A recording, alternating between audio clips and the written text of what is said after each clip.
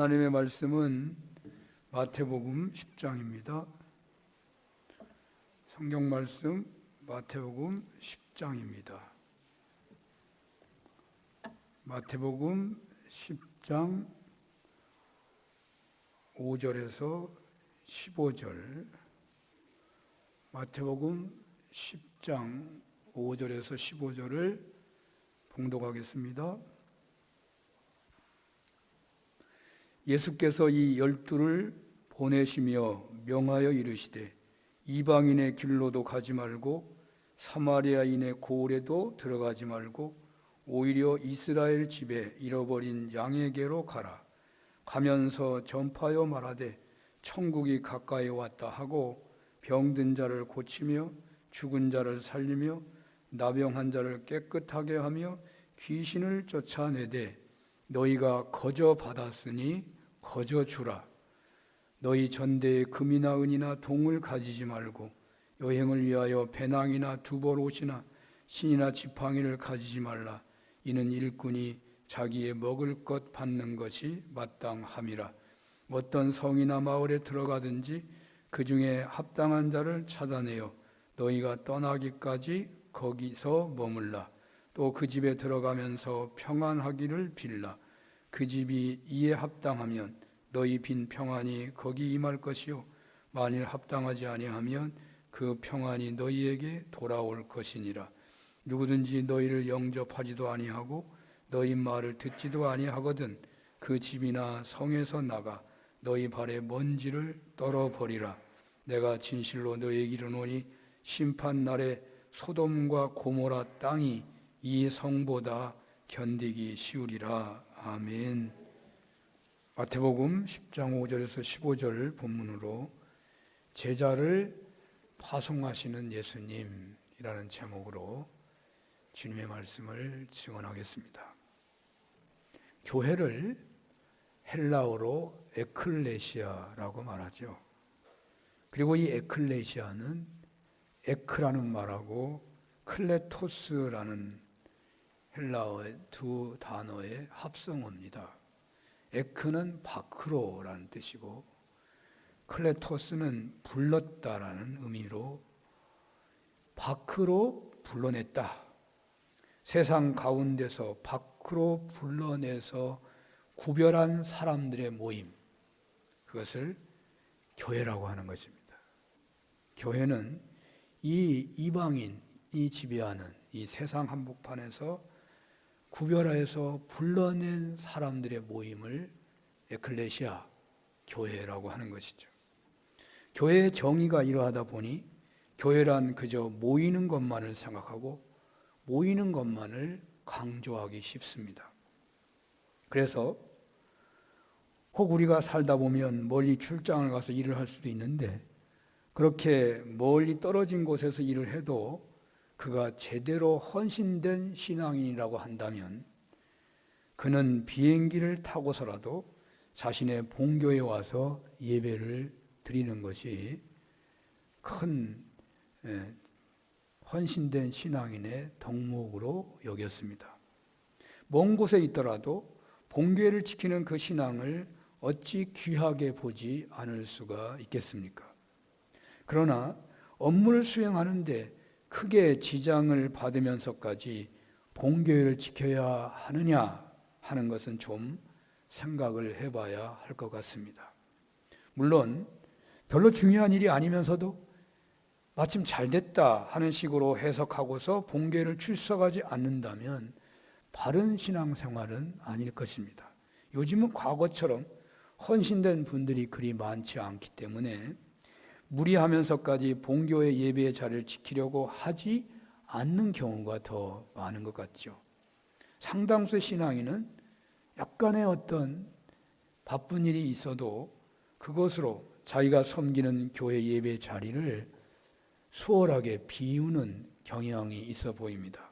그래서 옛날처럼 먼 거리에 계시더라도 본교회를 지켜야 합니다 라고 강조해야 어쩌면 형평성이 맞을는지도 모르겠습니다. 사실 저는 그렇습니다. 여러분들이 아무리 멀리 출장 갔어도 본교회를 지키십시오 라고 말하고 싶습니다. 웬만하면 자신이 지체가 된 교회의 예배를 지킬 수 있도록 주일이 되기 전에 사전 작업을 미리 해주시기를 부탁한다고 말하고 싶은 것입니다. 그러나 이것을 율법화 하든지 다른 교회는 직접 이단이라고 말을 하지 않지만 절대로 가서 예배드려서는 안 된다는 식으로 주장해서는 안 될 것입니다. 이렇게 한국 교회의 교회로는 모이는 교회라는 의미로 집중되어 있지요. 그런데 오늘 본문에서는 주님께서 제자들을 세상에 파송하고 있는 내용입니다. 제자들을 부르시고는 그들을 훈련하시고 능력을 덧입게 하여 이제 이들을 파송하고 있으시는 것입니다. 물론 이것이 그 무슨 신학적인 교회론의 모범을 보여주시려고 기록하신 것이라고 할 수 없겠지만 예수님께 모인 무리를 하나의 교회라고 보고 또 이들을 교육하고 훈련하여서 각자의 사역지로 파송한 것으로 보았을 때 이것을 오늘날 교회의 파송 사역으로 연결해 볼 수는 있을 것 같습니다.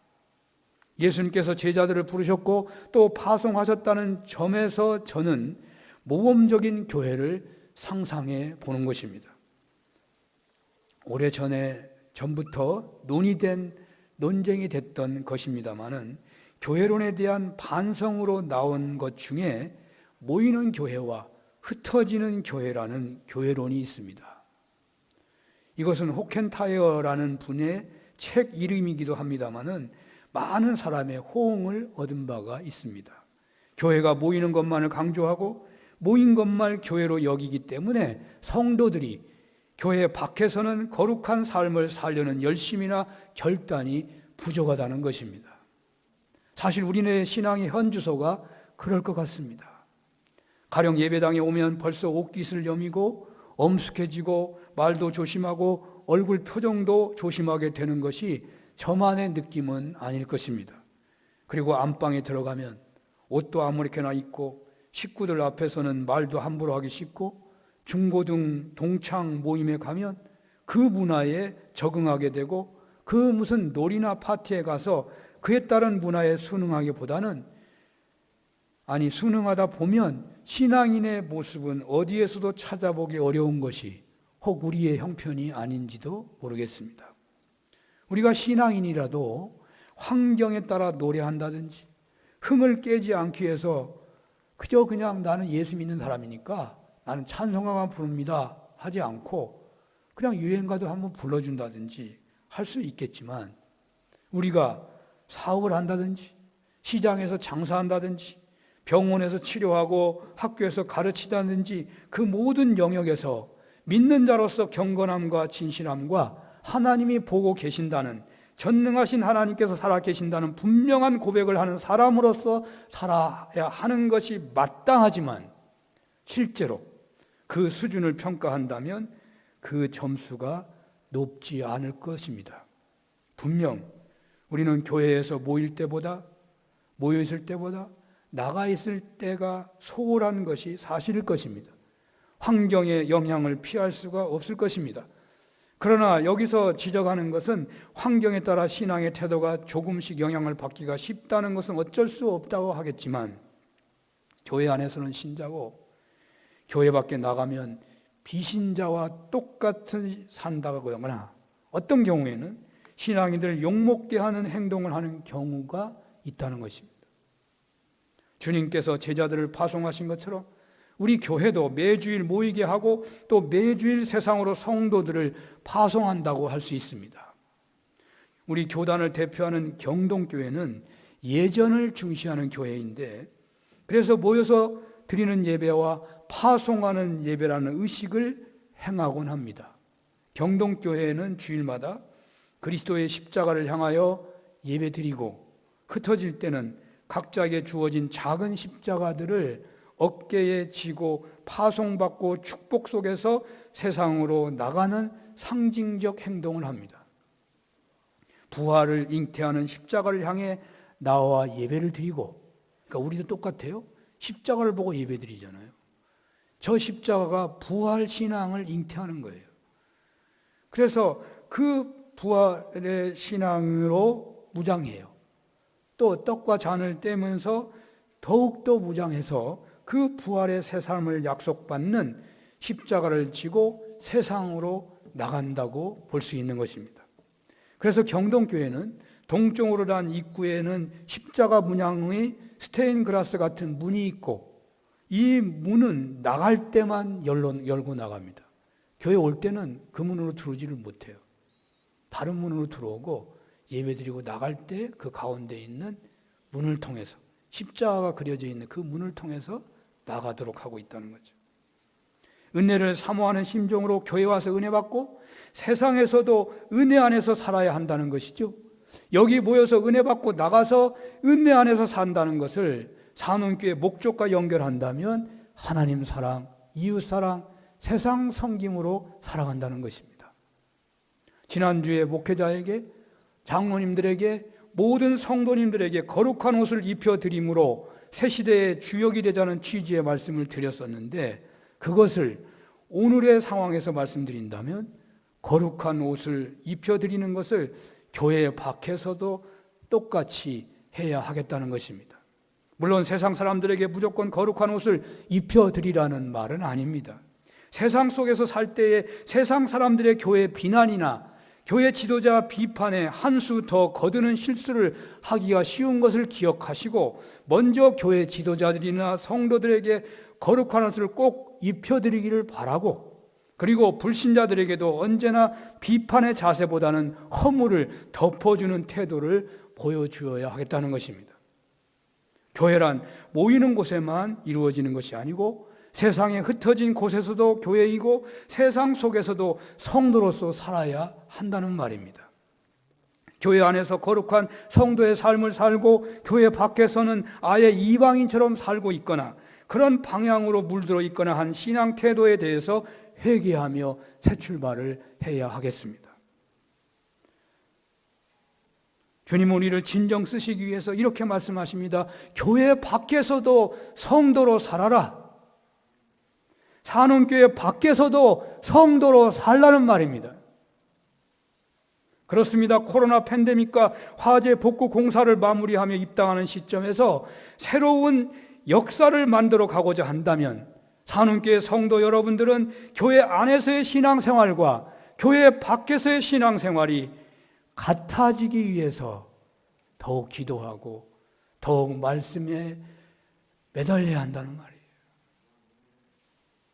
그러므로 우리는 언제나 교회에서 신앙인이고 가정에서도 신앙인이고 직장에서도 신앙인이고 놀이터에서도 신앙인이고 동창생 모임에서도 신앙인이고 사업을 할 때도 신앙인이고 교회를 떠나 어디에 갔든지 간에 아무도 보지 않는 자리에 놓여 있다고 하더라도 신앙이어야 한다는 도전 앞에 놓여 있는 것입니다.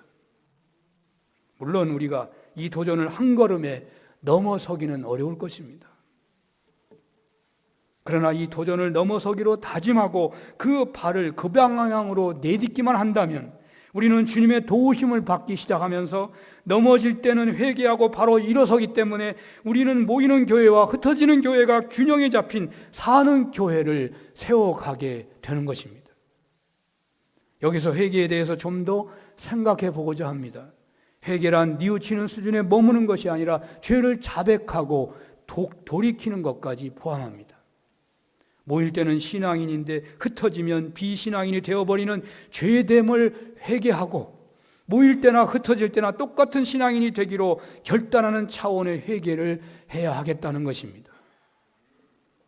저는 설교자로서 설교할 때와 가정에서 자녀들과 혹은 아내와 어머님과 대화할 때 차이에 대해서 이 시간에 도전을 받게 됩니다. 제가 제자훈련을 할 때와 홀로 목양실에 있을 때의 차이가 큰 도전이 됩니다. 차를 운전할 때, 물건을 살 때, 아무도 나를 보는 사람이 없는 자리에 있을 때, 노예에 갔을 때, 인터넷을 할 때, 폭력적인 거린이 왔을 때, 물건을 강매하는 단체들의 전화를 받을 때에 순식간에 순간적으로 하나님을 안 믿는 자처럼 돌출 행동을 하면서 내 자신이 놀랄 때가 한두 번이 아니에요. 내가 이렇게 안 믿는 사람처럼 행동하지? 저보다 훨씬 다양한 계층의 사람들을 매일 만나시는 여러분들은, 매주 파송의 현장으로 나가게 되시는 여러분들에게는 저보다 훨씬 힘든 현실이 주어지리라고 봅니다. 그래서 여러분들이 지금만큼의 수준으로 세상 속에서 믿는 자로 살아가시는 그것이 정말 대단하시고, 그래서 칭찬과 격려를 드리고 싶은 것이 저의 솔직한 심정입니다.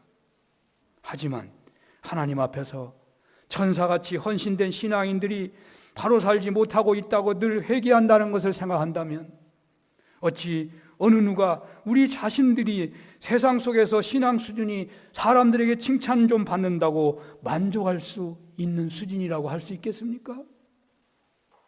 주님은 세상 속에서도 교회와에서와 같은 신앙인으로 살라고 말씀하십니다. 제자로 부름받았으니 이제 제자로 세상 속으로 나가시는 여러분들이 되었으면 좋겠습니다. 그동안 이 점에서 부족한 점이 있다면 새롭게 결단하면서 새롭게 출발하는 은혜가 있으시기를 축원합니다. 그리고 너무 처음부터 너무너무 어렵다고 그렇게 생각하지는 마십시오. 너무 엄청나다고 아예 포기하지 마십시오. 마귀는 그런 결단을 내리려고 하는 신앙인들을 아무 능력 없는 겉모습만 있는 형식적인 신앙인으로 만들기 위해서 그 기로에서 주춤하는 분들에게 겁을 주는 것입니다. 찬물에 처음 들어갈 때는요, 섬찟하기도 하지만 일단 폭 들어가 버리면 시원하기도 해요. 따뜻하기도 해요. 더운 물도 마찬가지더라고요. 처음 들어가기가 어려운 거예요. 처음 내가 교회에서도 잘 믿고 내가 집에서도 잘 믿겠다, 그렇게 처음 하기가 어려운 것이지, 일단 폭 들어가 버리면 주님이 도와주신다고요. 주님이 도와주셔요. 친구 같은 장로님이 계신데 이런 간증을 하는 것을 들었습니다. 신앙인으로서 세상 살기가 어려울 때가 많다면서, 특별히 신앙인으로서 사업하기가 너무너무 어렵다고 이런 얘기를 했어요. 꽤 된 이야기인데요. 그때는 물건을 사주는 바이어가 오면은 왕의 식사 대접하듯이 했답니다. 바이어가 오면은 왕의 심부름을 받은 식사 대접했대요. 그런데 그 대접이라는 것이 여자가 있는 술집에 가는 것이 대중화되어 가지고 장로님이지만 그 사업을 해야 하는 입장이라 안 갈 수가 없었다는 거예요. 그렇게 대접하는 것도 할 수만 있다면 피해야 했는데, 피하면 바이어를 놓치니까 안 갈 수가 없었대요. 그런데 문제는 그 다음에도 있었대요. 가기만 하면 그냥 앉아만 있었으면 될 줄 알았는데, 가가지고 앉아있기만 하면 끝나는 게 아니라는 거예요. 나올 때 팁을 요구한다는 거예요. 장모님은 손님 대접 때문에 할 수 없이 그런 데 갔지만, 그래서 무슨 놀이나 희롱에는 전혀 관심이 없는 거죠. 그러나 나올 때는 팁을 요구하니까 그때마다 장모님은 팁을 줄 수가 없었다고 합니다. 신앙 도리상도 그렇고, 그리고 공장에서 일하는 노동자들을 생각하니 그렇게 할 수 없었다고. 그래서 그 사람들에게 이렇게 말했답니다. 우리 공장에서도 당신들과 같은 사람들이 일하고 있는데 그 사람들 월급도 제대로 못 주고 있는데 내가 어떻게 당신들에게 팁을 주겠어? 그렇게 하고서 나올 때마다 문을 열고 나올 때마다 엄청나게 욕을 먹고 나오는, 뒤통수야 대고 뭐 별의별 욕을 다 한다. 얼마나 신앙인으로서 사업한다는 것이 어려웠는지 몰랐다며 말씀을 이어가시기를, 목사님 그런데요, 그렇게 욕먹는 것이 손해만은 아니더라고요. 자신이 IMF를 당해가지고 그때 부도 맞아서 앞이 안 보였대요. 그분이 부도 맞았더니 저희 관리교회 옛날에 연못이 있었어요. 우리 교회 왔는데 난 부도 맞은지도 몰랐어요. 자기는 낚시를 좋아한다고 그러더라고. 낚시해가지고 고기를 잡았다가 놔주고 또 잡았다가 놔주고 그냥 그러는 거예요. 너무 힘드니까 다른 생각을 안 하려고, 고기를 잡았다가 놓아주고 또 잡았다가 놓아주고 하루 종일 그러고 있는 거예요.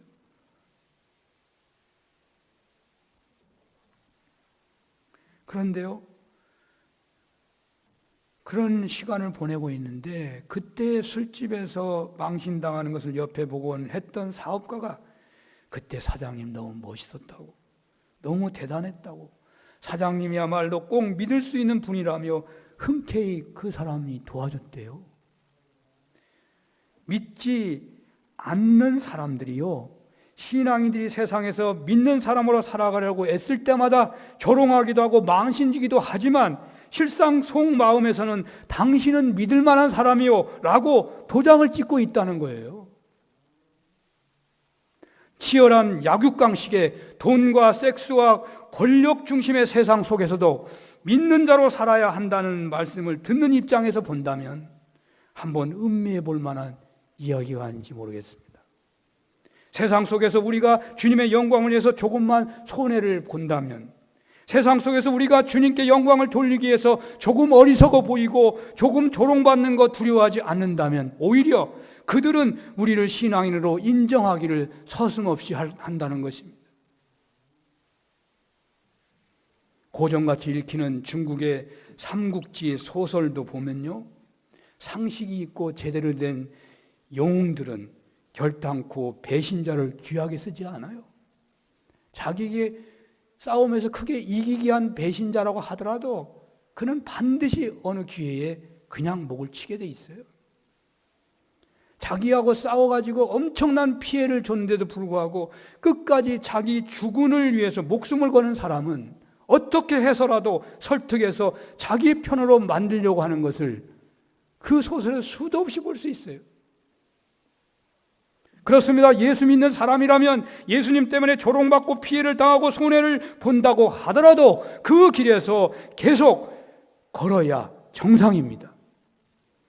그렇게 살아가는 신앙인을 세상도 더 신뢰하지, 세상 말로 날라리 신앙인을 현재 도움이 된다고 어울려주고 하하호하지 결단코 진실된 믿음으로 대하지 않는다는 것 꼭 기억해야 할 것입니다. 우리가 하나님의 말씀대로 살려면 때때로 고난도 있고 피해도 당하게 되어 있습니다. 그래서 어떤 경우에도 자신은 피해를 당할 수 없다고 한다면 그는 세상 속에서 신앙인으로 살아가기 어려울 것입니다. 신앙인들이 주님 때문에 겪을 수 있는 손해를 영광으로 받아들이지 못한다면 이 악한 세상에서 우리가 신앙인으로 살아가는 것 거의 불가능할지도 모릅니다. 요한복음 16장 33절 하반절에 보면 세상에서는 너희가 환난을 당하나 담대하라, 내가 세상을 이기었노라 말씀하셨어요. 참 신앙인은 세상에서 환난을 피할 수 없지만 그 당하는 현장에서 담대하면 반드시 승리한다는 말입니다. 또 누가복음 16장 9절을 보면 주님께서는 불의한 재물로 친구를 사귀라고 하셨어요. 불의한 재물을 손해볼 줄 알 때에, 예수님의 이름으로 쓸 줄을 알 때에 바로 이렇게 살아가는 것이 자본주의 시대의 세상에서도 참된 신앙인으로 살아가도록 해준다는 말이죠. 모이기를 잘하고 또 파송하는 것도 잘하는 교회가 좋은 교회입니다. 주님이 기뻐하시는 성도는 교회에서도 참된 신앙생활을 하고 세상에서도 거의 같은 수준의 신앙인으로 살아가는 성도입니다.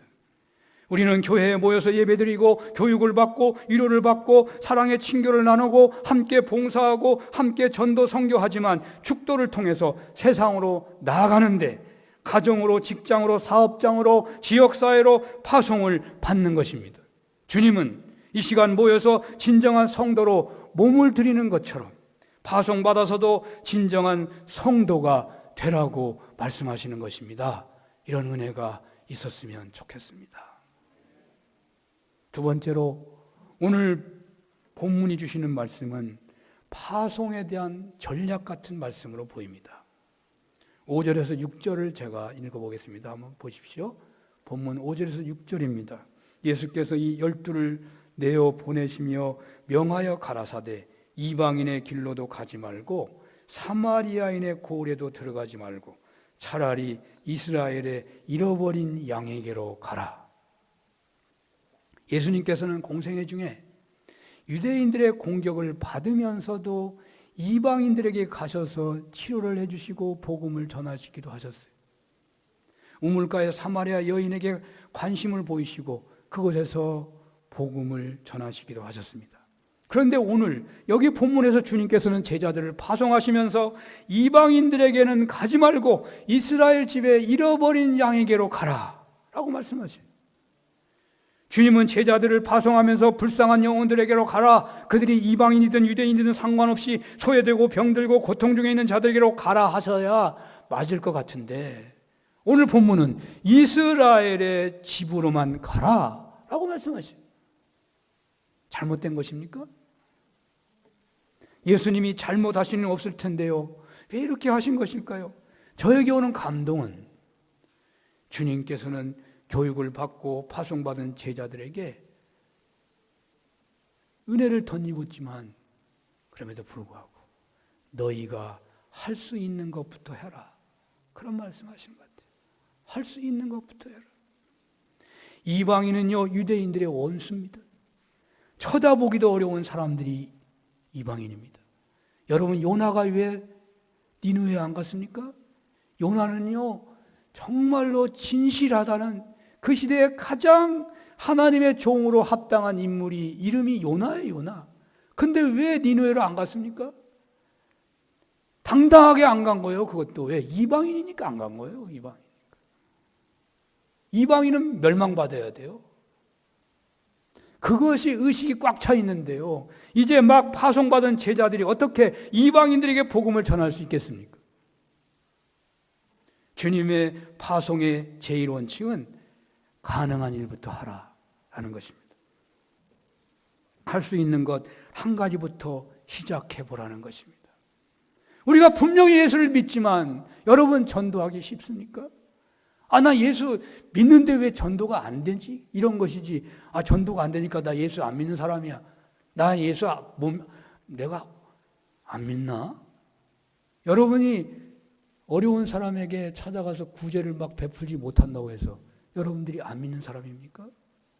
여러분 믿는 사람인데 잘 안 돼요. 잘 안 돼. 그런 거 아니에요? 믿으면 그냥 그게 다 잘 되는 거예요? 믿기만 하면 예수님처럼 그냥 바로 그때부터 살아가는 거예요? 그거 아니라고요. 교육받고 파송받은 제자들에게 할 수 있는 것부터 하라. 어떤 분들은 예수 믿으면 바로 그때부터 세상에 나가서 장사를 해도 과장하는 상술은 부려서는 안 된다든지, 또는 길가에 어려운 분이 있다고 해서 옷을 벗어주어야 한다든지 하는 생각을 하는 사람이 있을지 모르겠습니다. 그래서 어떤 분은 그러더라고요. 거린을 보니까 견딜 수가 없다고. 그래서 호지모 있는 거 다 턴다고 그래요. 어느 신학교 선생님이 그러더라고요. 저희들 그게 고민이었거든요. 그러니까 아예 그 박봉란 교수님 하는 얘기인데, 호주머니에다가 자기가 만나는 사람들 정해가지고 조금씩 담고 다닌다고 그러더라고요. 예수님 같으면 옷을 벗어줬을 것 같지만 그거 하기 어렵잖아요. 그래서 호주머니 얼마큼 담고 다니면서 그냥 조금씩 줬다고 그러더라고요. 참 어려운 일이에요. 만약에 그렇게 시작한다면 아마도 한 가지도 못하고 포기해버리고 말 것입니다. 주님은 여기 파송의 원칙을 말씀하시는데 가능한 것부터 시작하라는 것입니다. 여러분, 11조 예수 믿으면서 시작할 수 있습니까? 어렵습니다. 믿음의 훈련을 받으면서 점점 걸음마 하다가 걷기도 하고 뛰기도 하고 그러는 거예요. 그런데 처음부터 아니라고 말하면 곤란해요. 내가 못한다고 그건 아니라고 하면 믿음은 잘할 수가 없는 거예요.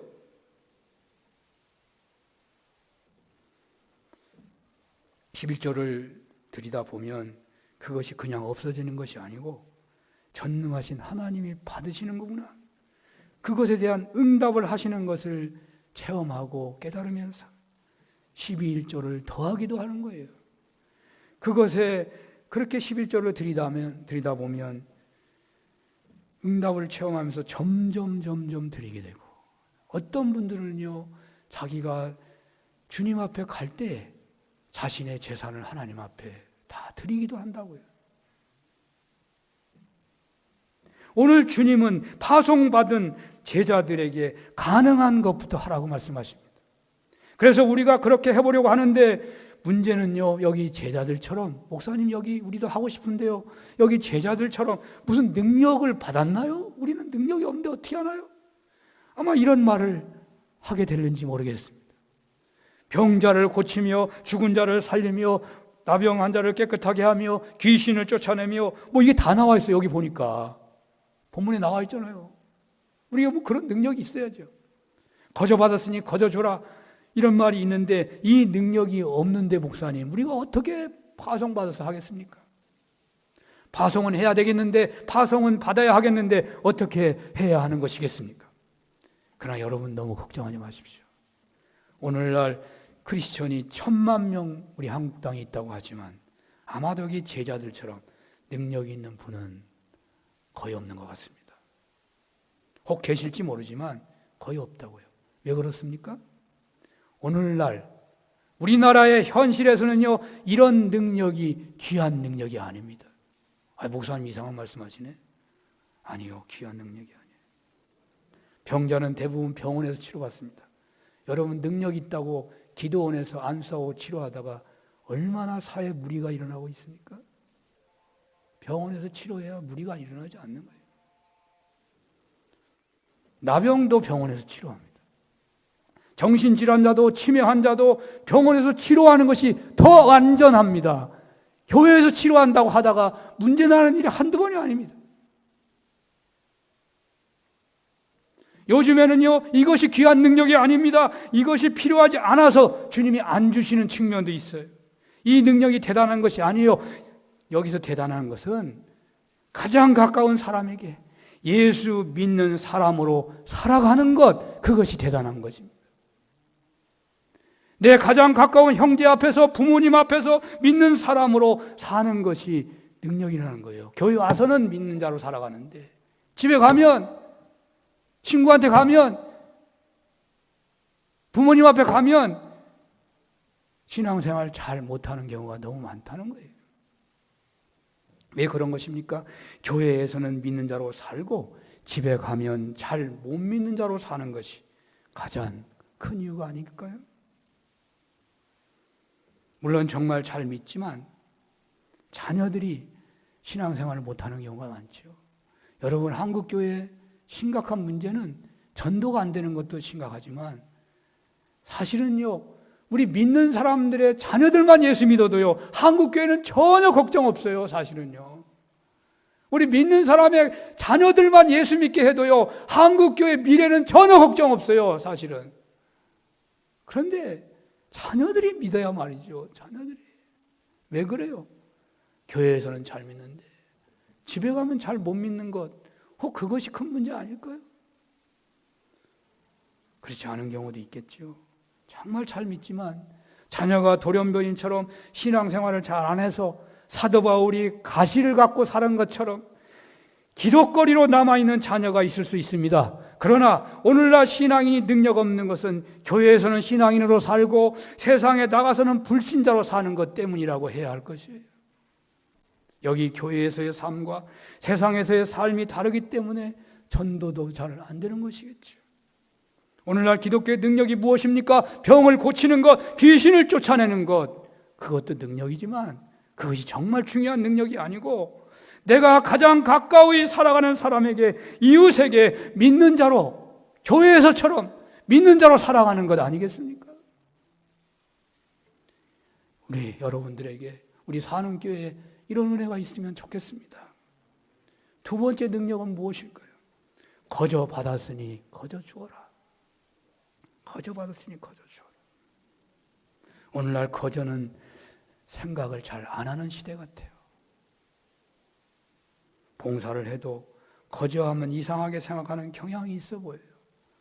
피아노를 친다든지, 주방에서 음식을 봉사한다든지, 찬양을 한다든지, 차량으로 봉사한다든지, 청소를 한다든지, 봉사할 때에 사례가 있어야 한다는 방향이 대세가 되어가고 있어요. 하지만 일터가 있으십니까? 그 일터에서 가정생활에 필요한 것을 공급받고 있습니까? 그 그 나머지 영역은 거저받았으니 거저주는 삶으로 살라고 주님은 말씀하시는 거예요. 저는 부흥에 두어 번 갔던 기억이 있는데요. 부흥사로서 자격이 없는 사람이 가다 보니까, 그러니까 부흥사로서 무슨 특별하게 무슨 쇼맨십이 있거나 무슨 뭐 울었다 울렸다 하는 무슨 능력이 있거나 막 그렇지 못하니까 꼭 한 가지 제가 생각하는 것이 있어요. 그것은 내가 부흥회 하고서 내가 사례를 받지 않아야 되겠다, 그런 생각을 했어요. 물론 목회자는 말씀을 전하는 것이 어떤 의미에서 직업이기도 하죠. 그래서 말씀을 전하고 사례받았다, 그거 잘못한 거 아닙니다. 제가 예화로 들다 보니까 지금 얘기하는 건데요. 그리고 또 제가 그러한 특별한 체험을 해서도 그렇습니다. 저는 시골의 관리교회에서 목회 사역할 때 서울에서 모교회 목사님을 모시고 부흥회를 했어요. 그 부흥회에 어떤 한 분이 1년에 한두 번도 나올까 말까 하는 한 분이 교회를 부흥회에 와가지고 막 얼마나 막 천국을 경험하는지 신금을 먹는 걸 좋아하시고 막 그냥 부흥회를 갖다가 비디오로 막 찍기까지 하는 거예요. 그래서 이분이 이제 진짜 은혜를 받았구나, 너무너무 좋더라고. 근데 이분이요, 부흥회가 끝나고 몇 주 동안은 교회를 잘 나오더니 어느 날부터 교회를 안 나와서 찾아가 봤더니 이분이 무슨 말씀하냐면, 목사님, 그 강사 목사님이 부흥회 하고서 들어온 헌금을 다 가져갔다면서요. 당시 시골 교회는 너무너무 가난하잖아요. 부흥회 헌금이 그 100만 원인가 100몇십만 원 모아지는데 그 헌금으로 살해하고 뭐 먹으면서 잔치하고 하니까 남은 것이 하나도 없잖아요. 그 초신자에게는 그것이 그렇게 충격일 수가 없었다는 거죠. 자원봉사인 줄 알고 하늘에서 천사를 보내셔서 하나님 말씀을 전해주시고나 하는 감동을 받은 분이 그것이 자원봉사가 아니고 시골 경제로 생각해 볼 때 큰 돈을 가져가셨다 하는 생각을 하고서는 그만 시험에 들어버린 거예요. 여러분들이 지역사회에서 자원봉사를 한번 해보시면 어떨까요? 그것은 믿는 자로서 대단한 능력을 드러내는 것입니다. 하나님은 자원봉사하고자 하는, 거저받았으니 거저주는 그런 삶의 신앙인들을 찾으신다고요. 하나님께서는 거저받았으니 거저주는 삶으로 파송의 삶을 살아서 하나님 나라를 확장하라고 하십니다. 이런 은혜가 있으시기를 축원합니다. 오늘은 고난주간을 시작하는 종료주일입니다. 마지막 고난의 길을 가시고자, 우리를 향한 구원을 완성하시고자 예루살렘으로 들어가시는 종료주일에 우리는 화재 복구공사 후 입당하듯이 예배를 드리고 있습니다. 이제 산운교회 공동체는 모여서 은혜 받고 나가서도 은혜 안에서 살아야 하겠습니다. 교회에서 신앙인, 가정에서도 신앙인, 세상에서도 신앙인으로 살아야 하겠다는, 자신들이 지어야 할 십자가를 지고 주님과 동행하겠다는 결단이 있고 성령님의 도우심 속에서 그 길을 계속 걸어가는 그런 은혜가 있으시기를 축원합니다. 기도하겠습니다. 주님, 모여서 은혜 받고 세상에 나가서도 은혜 안에서 살게 하여 주시옵소서. 예수님 이름으로 기도합니다. 아멘.